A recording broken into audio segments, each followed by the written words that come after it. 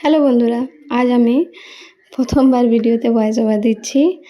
আর আজকে আমি রান্না করছি চিংড়ি মাছের মালাইকারি, যার জন্য আমি এখানে নিয়ে নিয়েছি 500 গ্রামের চিংড়ি মাছ, খোসা শিরা ছাড়ানো। ভালো করে পরিষ্কার করে ধুয়ে নেওয়ার পর আমি চিংড়ি মাছের মধ্যে ভালো করে হলুদ লবণটা মাখিয়ে নিয়ে ওটাকে 5 মিনিটের জন্য রেখে দেবো, যেহেতু লবণটা ভালো করে চিংড়ি মাছের মধ্যে ঢুকে যাক। তারপর আমরা একটা কড়াই চাপাবো। কড়াইয়ের মধ্যে পরিমাণ মতো সর্ষের তেল দেবো।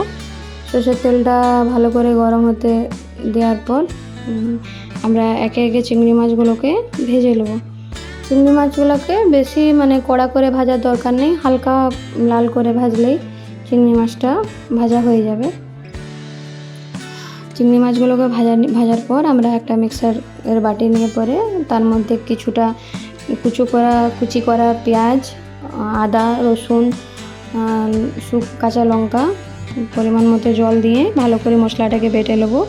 মশলাটা বেটে নেওয়ার পর আমরা বেঁচে থাকা মাছ ভাজার তেলটা যেটা ছিল ওটাতে তেজপাতা আর গোটা গরম মশলা ওটার মধ্যে দেবো।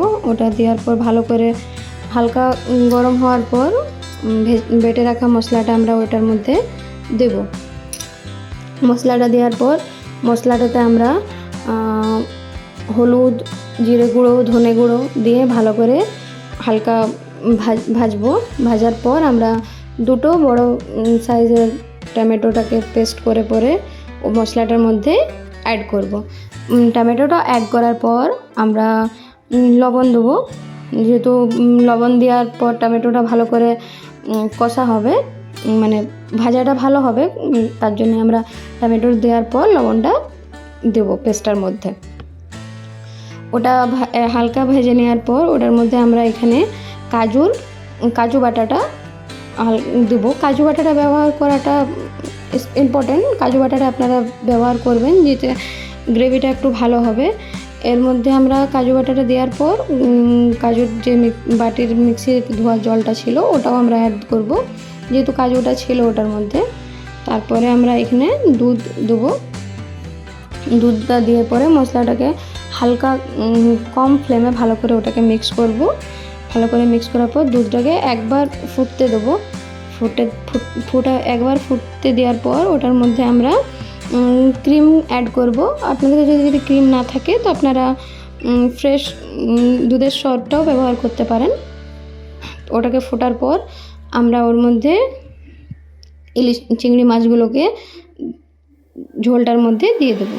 দেওয়ার পর গ্রেভিটার মধ্যে দিয়ে দেবো। দেওয়ার পর 1 চামচ গরম মশলা, হালকা চিনি, 2টা কাঁচা লঙ্কা আর ঘি দেবো। ঘিটা দেওয়ার পর কিছুক্ষণ ঢেকে রেখে দেবো। ঢেকে রাখার পর ওটা ভালো করে ফুটিয়ে নেবেন, মিক্স হয়ে যাবে। তারপরে আমরা ওটার মধ্যে কুচি করা ধনেপাতা দেবো।